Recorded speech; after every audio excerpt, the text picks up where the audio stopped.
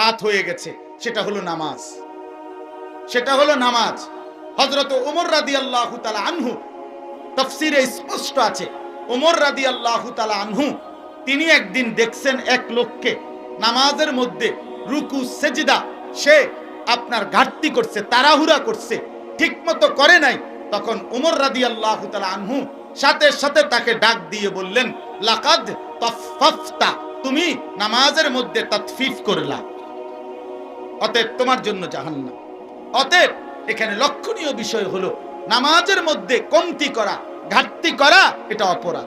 এখন অসংখ্য মুসলমান আছেন এমন যারা ঠিকমতো রুকু দেয় না, এই রুকু একটু দিয়া মাথাটা একটু উড়াইয়া নিচের দিকে জায়গা, সেজদা ঠিকমতো দেয় না, মাথা একটু উঠাইয়া একটা বাড়ি মারে। আমারে বলে হুজুর আল্লাহর রহমতে 20 রাকাত তারাবি পড়ছি, আল্লাহ আমগরে হুজুর মিলাইছে, টেরও পাইছি না, একটা টেরও পাইছে না। আমি কইলাম চাচা কেন টের পাইছেন না কেন? টনটুন না হুজুর, টনটুন। আমি কইলাম মানে টনটুন না হুজুর মানে টনটুন না হুজুর কি? মানে এত দ্রুত জাফানি মেশিনে নামাজ পড়ায়, আল্লাহর দয়ায় হেবাডা খুশি। 20 রাকাত তারাবি, 3 রাকাত বিতির, 4 রাকাত ফরজ, 2 রাকাত সুন্নত, এত কিছু পড়ছে, টের পায় না। এটা কি নামাজ? কি মেশিন লাগাইলেন এটা? জাফানি মেশিন। পর আমি বলছিলাম ওই চাচারে, চাচা আমার নাম আনিসুর রহমান আশরাফি, আমনের ওই টনটন্না হুজুরে কইয়েন, আমার নাম ধরে বলবেন যে হুজুরে বলছে আমনেরে আর মুসল্লিরে একসাথে টাঙ্গাইয়া ফিটবো, মনে আমনে কইয়েন আমার নামে। পরে যদি হুজুরে আমার লগে বুঝাপড়া করন লাগে, আমার লগে বুঝবো, ওটা বুঝবো, হুজুর যেই হোক তে বুঝবো যে এই হুজুর বড় বেজাল্লা। বুঝেন না? এটা কি নামাজ? কি নামাজ এটা? শুনেন এবার হাদিস, আবু দাউদ শরীফের হাদিস। আল্লাহর নবী সাল্লাল্লাহু আলাইহি সাল্লাম বলছেন, তিলকা সালাতুল মুনাফিক, তিলকা সালাতুল মুনাফিক, তিলকা সালাতুল মুনাফিক। আল্লাহর কসম নবী 3 বার বলছে, ওই নামাজ মুনাফিকের নামাজ, ওই নামাজ মুনাফিকের নামাজ, ওই নামাজ মুনাফিকের নামাজ। কামা ফানাক্কারা আরবাআন লা ইয়াযকুরুনাল্লাহা ইল্লা কালিলা, যে শুধু দাঁড়াইলো আর 4 রাকাত যেন 4টা ঠোকর মারলো, ঠিকমতো আল্লাহর জিকির, তাসবিহ, সূরা, কিরাত, দোয়া, কালাম আদায় করলো না। রাসূল বলেন এটা মুনাফিকের নামাজ, মুনাফিকের নামাজ, মুনাফিকের নামাজ। আমরা কখনোই কাউকে ঠকাই নাই, বলেন আলহামদুলিল্লাহ। চলেন এবার তরজমা শুনেন।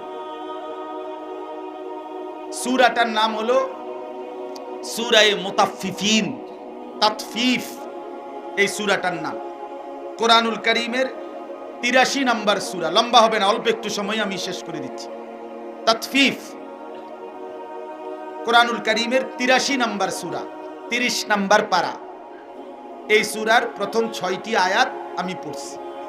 সূরাটার নাম হলো তাতফিফ অথবা মুতাফফিফিন। কোরআনুল কারীমের এই প্রথম আয়াতে এই সূরার আল্লাহ তাআলা বলেন, ওয়াইলুল লিল মুতাফফিফিন। আল্লাহ বলে যারা তাতফিফ করে, যারা মুতাফফিফ, তাদের জন্য জাহান্নাম, তাদের জন্য দুর্ভোগ, তাদের জন্য লাঞ্ছনা, তাদের জন্য আযাব। এখন প্রশ্ন হলো এই তাতফিফ কি? এই যে বললাম যে যারা তাতফিফ করে তাদের জন্য জাহান্নাম, বুঝেন নাই কথাটা? কারণ এটা তো বোঝা উচিত যে তাতফিফটা কি। আগে শব্দটা বুঝছেন, তো আকার তা, ত, তাত, ফ দীর্ঘিকার ফি, ফ, ত 2 বার, ফ 2 বার, এ তাতফিফ। এবার বুঝছেন? এটা একটা গুনাহ, এটা একটা পাপ, অপরাধ, একটা পাপের নাম। আর এটা গুনার নাম। এই গুনাহটা আল্লাহ বলে যে করবে, করে, তার জন্য জাহান্নাম। তাহলে তাতফিফ কি? একদম সহজ অর্থ হলো, প্রথম অর্থ হলো যারা অন্যকে ওজনে মাপে কম দেয়, এই হলো এক অর্থ। 2, যেই কোনো প্রাপককে প্রাপ্য কম দেয় তাকেই তাতফিফ বলে, তাকেই মুতাফফিফ বলে, তার জন্যই জাহান্নাম। 3, বান্দার হকের মধ্যে যে কম দেয় এটাকেই তাতফিফ বলে, ওই ব্যক্তিকেই মুতাফফিফ বলে, তার জন্য জাহান্নাম। আরো একটু বিস্তারিত ব্যাখ্যা হলো আল্লাহর হক বান্দার হক দ্বীনের যেই কোনো বিষয়ে যে ঘাটতি করে কমতি করে এটাই তাতফিফ, এই ব্যক্তিকেই বলে মুতাফফিফ, তার জন্যই জাহান্নাম। তাহলে এবার আসেন, আল্লাহ তাআলা উদাহরণ দিবেন। প্রথম ব্যাখ্যাটার উদাহরণ আল্লাহ নিজেই দিয়ে দিবেন, আল্লাযীনা ইযা তালু আলান নাসি ইস্তাউফুন। এ আল্লাহ বলে মুতাফফিফ তাতফিফ, যাদের জন্য জাহান্নাম তারা কারা? আল্লাহ নিজেই ব্যাখ্যা দিতেছে। তাফসীরুল কোরআন বিল কোরআন, কোরআনের ব্যাখ্যা কোরআন থেকে। কোরআনের ব্যাখ্যার নিয়ম হলো কোরআনের ব্যাখ্যা হবে কোরআন থেকে, হাদিস থেকে, সাহাবায়ে কেরামের কওল থেকে, তাবেঈনের কওল থেকে। কোরআনুল কারীমের ব্যাখ্যা তাফসীর পূর্ববর্তীদের কাছ থেকে নিয়ে এরপরে উপস্থাপন করতে হবে। সম্পূর্ণ আমার মত এটা, আমার খেয়াল এটা, আমার মনে হয় এটা, এই সমস্ত ফাকনামি কথা কোরআনের তাফসীরের নামে বলার অনুমতি নাই। মান ক্বালা ফিল কোরআনি বিরাইহি ফাআসাবা ফাকাদ আখতা। নবীজি বলছে কোরআনের ব্যাপারে যে নিজের থেকে কিছু বলে, যদি সঠিকও বলে সে ভুল বলল, সে ভুল বলল। অতএব তাফসীরুল কোরআনের ক্ষেত্রে পূর্ববর্তী আসলাফ ও আকাবের, সাহাবা, তাবেঈন এবং নবী সাল্লাল্লাহু আলাইহি সাল্লামের ব্যাখ্যাকে উপস্থাপন করা সেটা জরুরি। সেটা কি বলেন না? জরুরি, জরুরি। এজন্য এটা মনে রাখতে হবে। চলেন, তো আল্লাহ তাআলা বলেন আল্লাযীনা ইযা তালু আলান নাসি ইস্তাউফুন। আল্লাহ নিজেই ব্যাখ্যা দিচ্ছে মুতাফফিফ কারা। তাতফিফ কি জিনিস? যারা মানুষের কাছ থেকে যখন নিজের জন্য নেয় তো পূর্ণ নেয়। ওয়া ইদা কালুহুম আও ওয়াজানুহুম, তৃতীয় আয়াত, যখন অন্যকে মাইপা দেয়, দুই ভাবে মাপ হয়। এক হলো পাল্লি বাটখারা দিয়া মাপ, আরেকটা হলো এখন তেমন প্রচলন কমে গেছে, আগে ছিল বিভিন্ন রকমের গুলোর কি হুজুরে যে তেল দিত, যে আগে সডাক পোয়া এরকম ছোট ছোট টিনের কাপের মতো, দেখছেন না? এগুলো আগে তেল দিত, তারপরে মুড়ি বিক্রি করতো একটা নির্দিষ্ট পাত্র এরকম টিনের, এটা এক পাত্র 15 টাকা বা এক পাত্র 5 টাকা এরকম, অথবা একটা পাথর এটার ভিত্তিতে যেদূর হয় এদূর, এতটুকু দাম 200 টাকা। মানে এইটারে কায়েল বলে, অর্থাৎ যেটা বাটখারা না, বাটখারা ভিন্ন অন্য কিছু দিয়ে মাইপা দেওয়া, অনুমান করে, অনুমানও না, মানে এটা একটা নির্ধারণ করছে আর কি। তো এই কায়েল অর্থাৎ সোজা কথা হলো অন্যকে যখন মেপে দেয়, দেয় অন্যকে, তখন ইউখসিরুন, আল্লাহ বলে কম করে। নিজের জন্য নিলে পূর্ণ নেয়, অন্যকে দিলে কি দেয়? এই সোজা কথা। নিজে নিলে 4টায় একালি, আর অন্যরে দিতে গেলে 3টায় একালি। বুঝছেন না হিসাবটা?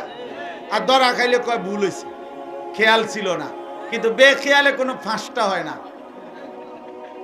বেখেয়ালে কি আমরা টুংচোর পড়তে ওই যে সুপারি বেচত, সুপারির মস্কার দুষ্টমি করে রসিকতা কইতো যে কি ফাঁসটা দিয়ে আলি হয় না, কয় না, এত পাগল না। বেখেয়াল হইলো এত কি না, 3টায় বেখেয়ালি হয়, কিন্তু 5টায় কি হয় না। আসল কথা হলো বাটপার, আসলে ধোঁকাবাজ, ধোঁকা দিচ্ছে মূলত। তাহলে এজন্য আল্লাহ বলেন নিজের জন্য নেয় যখন পূর্ণ নেয়, অন্যকে দেয় যখন তখন কমিয়ে দেয়, এটাই তাতফিফ। এই ব্যক্তিকে বলে মুতাফফিফ, ওই ব্যক্তির জন্য জাহান্নাম, ওই ব্যক্তির জন্য জাহান্নাম। এখন আসেন, কোরআন সুন্নাহর মধ্যে বারবার এই কথা আছে, অন্যকে ওজনে কম দেওয়া এটা যে পাপ, অন্যায়, এটা কোরআন সুন্নাহর মধ্যে আল্লাহ তাআলা এবং রাসূল বারবার বলেছে। বারবার কোরআন শরীফে আছে ওয়া আকিমুল ওয়াজনা বিল কিসত, সূরা আর রহমানের মধ্যে, তোমরা ইনসাফের সাথে ওজন পূর্ণ করো। ওয়ালা তুখসিরুল মিজান, ওজনে কমায়ও না। কোরআন শরীফে আছে ওয়া আউফুল কাইলা, তোমরা ওজন পূর্ণ করো। হযরত শুআইব আলাইহিস সালাম একজন নবী ছিলেন, মুসা আলাইহিস সালামের শ্বশুর। ওনার জাতি যেই কওমের কাছে উনি ইসলাম প্রচার করতেন, আল্লাহর দ্বীন, ওদের একটা বড় অপরাধ ছিল, ওরা মানুষকে ওজনে কম দিত। তো কোরআনে আছে সূরা হুদের মধ্যে, শুআইব আলাইহিস সালাম বারবার তাদেরকে বলতেন লা তানকুসুল মিকিয়াল, ওজনে কম দিও না। ইন্নী আখাফু আলাইকুম আযাবা ইয়াউমিন আযীম, হে আমার জাতি, ওজনের এই কম দেওয়ার ধারাবাহিকতায় আমি তোমাদের জন্য বড় বেশি ভয়ানক আযাবের ভয় করছি। কিন্তু কওম পাত্তা দেয় নাই, প্রতিনিয়ত ওজনে কম দিত, বাটপারি করেই যাইতো। আল্লাহর কসম, কোরআনে আছে, একদিন রাত গভীরে এই শুআইব আলাইহিস সালামের জাতি ঘুমন্ত, এই ঘুমন্ত অবস্থায় ফজরের ওয়াক্তে আল্লাহ তাআলা একজন ফেরেশতা পাঠাইছেন ওই এলাকার উপরে। ওই ফেরেশতা এসে একটা চিৎকার দিছে, ফাআখাযাতহুমুস সাইহাতু, একটা বিকট চিৎকারে পুরা জাতি একেবারে গোষ্ঠী শুদ্ধা, কোলের বাচ্চা, পেটের বাচ্চা সব জ্যান্ত এই ঘুমন্ত মানুষগুলো ওইখানেই মারা গেছে। আল্লাহ ধ্বংস করে দিছে আযাব দিয়ে। এজন্য প্রিয় ভাই আমার, মনে রাখতে হবে ওজনে কম দেওয়া এমন একটি পাপ, যেই পাপের কারণে আল্লাহ একটি জাতিকে পুরা ধ্বংস করে দিছে। এরপরে দ্বিতীয় কথা হলো, ওজনে কম দিয়ে যদি কেউ রোজগার করে তো এটা হারাম। হারাম কিনা? কথা বলেন না, হারাম কিনা?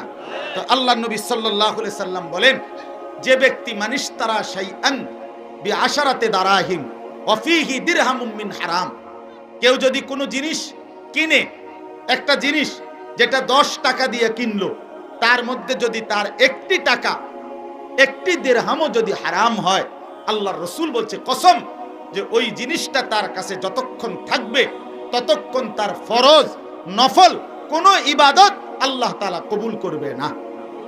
তাহলে হারামখোরের ইবাদত কবুল হয় না। হারামখোরের কি কবুল হয় না? বলেন না, কথা বলেন। 2 নাম্বার, আল্লাহর রাসূল সাল্লাল্লাহু আলাইহি সাল্লাম বলেন, লা ইয়াদখুলুল জান্নাতা জাসাদুন গুযিয়া বিল হারাম, যে শরীর হারাম দ্বারা গোশত রক্ত মাংস হয়েছে, বৃদ্ধি পেয়েছে, ওই দেহ জান্নাতে প্রবেশ করবে না। অতএব হারামখোর জান্নাতে যাবে না। 3, আল্লাহর রাসূল সাল্লাল্লাহু আলাইহি সাল্লাম একদিন এক ব্যক্তিকে দেখছেন নবীজির জামানায়, কাবা ঘরের সামনে দাঁড়িয়ে হাত উঁচু করে আল্লাহর কাছে দোয়া করতেছে, ইয়া রব, ইয়া রব, আয় আল্লাহ আমাকে এটা দেন, ওইটা দেন, দোয়া করতেছে। আল্লাহর নবী সাহাবীদেরকে দেখাইয়া বললেন, মাতআমুহু হারাম, এই লোকটার খাবার হারাম, ওয়া মাশরাবুহু হারাম, সে যে পান করে এটাও হারাম, ওয়া মালবাসুহু হারাম, তার গায়ের পোশাকগুলো হারামের উপার্জন, ওয়া গুযিয়া বিল হারাম, তার শরীরের গোশত মাংস হয়েছে হারামের দ্বারা, ফা আন্না ইউস্তাজাবু লাহু, বলো না তার দোয়া কেমনে কবুল হবে? এই জন্য স্পষ্ট হারামখোরের দোয়া কবুল হয় না। এই 3 জিনিস আরো বহু বলা যাবে, আমি রাত দেখে বলতেছি না। 1 নাম্বার হলো হারামখোর জান্নাতে যাবে না। 2 নাম্বার হলো হারামখোরের কোনো বন্দেগী কবুল হয় না। 3 নাম্বার হারামখোরের দোয়াও কবুল হয় না। আমনে বলবেন, হ হুজুর হয়, আমি নিয়ত করছি 3 ফুট বিদেশ ফাটামু, আল্লাহর রহমতে, আল্লাহর দয়ায় বিদেশ গেছে। আমি এখন বিল্ডিং এর নিয়ত করছি, আল্লাহর দয়া হইছে। এটি তেমন কিচ্ছু না। এটি দোয়া ছাড়াও এই দুনিয়া এমনিতেই কাফের বেঈমান যেগুলো মিলতেছে, নাফরমান পাপী মিলতেছে, তো হেরা কি দোয়া করে মিলছে? দুনিয়াতে এমনিই মিলে মিয়া। দুনিয়া পাওয়া, দুনিয়া অর্জন হওয়া, এটা তো সফলতার কিছু না। কথা বলেন না কেন? আমি তো পরিষ্কার বলি, কারো 3 ফুট যদি ইটালি থাকে, বা একটা ছেলে আমনের ফুট যদি ইটালি থাকলে এটা গৌরব, সৌভাগ্য হয়। তো ইটালি যেতে জন্ম নিছে, হেইতে কি কোয়াল? কথা বোঝেন নাই আপনি? হইতে তো সান কপাল, হেইতে তো ফুটাটাই কপাল, এত মনে চৌকো নাই, না আকো নাই, কারণ তে তো জন্মই নিছে ইটালিতে।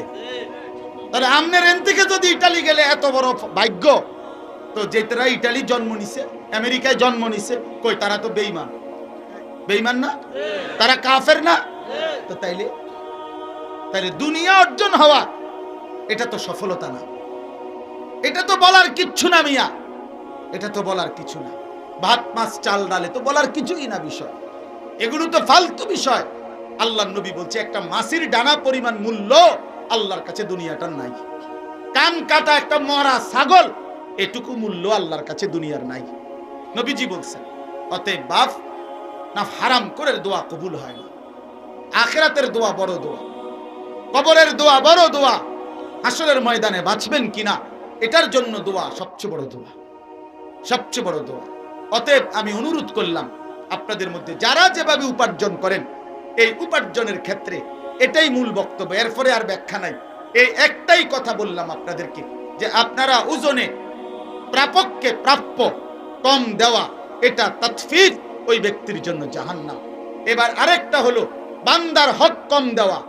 এবারে এটা শুধু ওজনে না, যেই কোনো আঙ্গিকে অন্যকে তার হক না দেওয়া মানে কমিয়ে দেওয়া, ঠকানো, এটা অপরাধ, এই ব্যক্তির জন্য জাহান্নাম। তাহলে অতএব যারা আপন বোনের হক দেন নাই, আপনি জাহান্নামের জন্য রেডি হন। যারা আপন ফুফুর হক দেন নাই, তারা জাহান্নামের জন্য রেডি হন। যারা আপন ভাইয়ের হক দেন নাই, তারা জাহান্নামের জন্য রেডি হন। যারা আপন ভাতিজার হক দেন নাই, তারা জাহান্নামের জন্য রেডি হন। এমন হারামখোর নাই? কথা বলেন না। আজকে 20 বছর বাপ মরছে, 30 বছর বাপ পড়ছে, এই ডাকাইতে আপন বইনে মনে 50,000 বার আইছে তার বাড়িতে বাপের জমি আনের লেগা, কদ্দুর প্রাপ্য জমিন ওয়ারিস, কিন্তু এই বেঈমানে জমি দেয় না। এমন ডাকাত নাই? ওই ডাকাত, ওই ডাকাত, ওই নিকৃষ্ট জালেম, নিকৃষ্ট জালেম। এই সমাজের সবচেয়ে নিকৃষ্ট মানুষ হলো একেবারে জালেম এই ব্যক্তি, যে আপন জনের হক নষ্ট করে। কত বড় জালেমে কয় কি, বইনে রে নিবাগা নিবাগা আর আইতা না, বইন বাগিনা লইয়া আর আইতা না, নিবাগা একবারে সুদবোধ করে লইবা, আর আইতা না বাইর বাইত, মানে বাইরের বাড়িতে আসতে হইলে, ভাত খাইতে হইলে আপন বোন বাগিনা জমি দিয়া খাইতে হইলে। কত বড় নিকৃষ্ট বেটা তুই, বেটা কত বড় জালেম বেটা। আপন বোন, বোনের সম্পত্তি না দিয়া কয় ভাত খাইতে হইলে বনে আইতে হইব জমি দিয়া। অথচ গ্রামের কত মানুষ তার বাড়িতে ভাত খায়, তারা তো জমি দিয়া খায় না। কথা বলেন না কেন? বাকি আপনি যে মানুষের ভাত খাওয়াইছেন কত সময়, কত তারা কি জমি লইয়া খাইছে, খাওয়াইছে? তাহলে আপন বোনের ব্যাপারে এটা কি করলেন? আপন স্ত্রীর ব্যাপারে কি করলেন? আপন স্ত্রীর মোহর কেন দিলেন না? আপন ভাতিজার এই 1 শতক আর 1 বিঘত জায়গা ছেড়ে দিলে আপন বাড়ি ভাই, আপন ভাই তার বাড়ির রাস্তাটা হইয়া যায়, দিত না। 30 বছর ভাও ধরলেও দিবে না। এমন নিকৃষ্ট জালেম নাই? এই তাল গাছটা কাইটা দিলে, এই আম গাছটা কাইটা দিলে তার বাড়িতে ঢুকা যায় না, দিত না, এটা কাটতো না। তুই হেন্দে ঘুরে যাবি, তুই হেন্দে যাবি, তুই হাজিগঞ্জ দিয়ে যাবি, হেন্দে যেতে থাকতে। আশ্চর্য কথা, আশ্চর্য কথা। এই জন্য আল্লাহ রাসূল সাল্লাল্লাহু আলাইহি সাল্লাম বলেন, মান আখাযা শিবরাম মিনাল আরদি যুলমান তাওয়াক্কাহুল্লাহু ইয়াউমাল কিয়ামা 7 আরদিন। আল্লাহর নবী বলেন, যে অন্যায়ভাবে জুলুম করে কারো 1 বিঘত সম্পদ অন্যায়ভাবে নিল, 7 তবক জমিনের মাটি কিয়ামতের দিন আল্লাহ তার শরীরে চাপায় দিবে। নাউযুবিল্লাহ, নাউযুবিল্লাহ। এই জন্য বাপ, এটা ইনসাফের সাথে বলা উচিত, ইনসাফের সাথে ভাবা উচিত। এই জন্য এখানে বললাম, কোনোভাবে বান্দার হক, একেবারে একটা কাস্টমার হোক, সাধারণ মানুষ হোক, কারো হক কি না করা, নষ্ট না করা। ঠিক আছে তো ইনশাআল্লাহ? এবার আসেন সর্বশেষ কথা।